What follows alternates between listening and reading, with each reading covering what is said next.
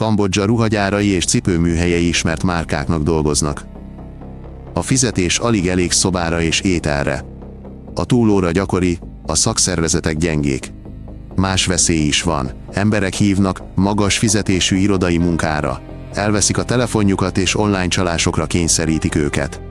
Elutasítás esetén képzési díjakkal fenyegetnek, az ajtók zárva vannak, az őrség nem engedi ki őket, a rendőrség razziázik, néhány embert kiszabadítanak.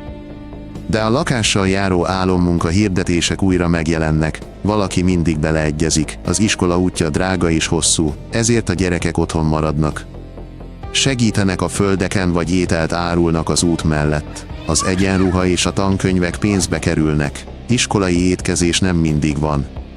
Ha egy gyerek megbetegszik, a család magánklinikára megy, készpénzzel fizetnek. A biztosítás gyenge, a kezelés késik. A tizenévesek korán munkába állnak. A szegénység így tovább öröklődik, kevés a tudásuk, az egészségük rossz, biztonságos munka nincs. A tanárok próbálják bent tartani a gyerekeket az iskolában. De a rendszernek kevés az ereje. Nézd meg a teljes epizódot a YouTube csatornámon.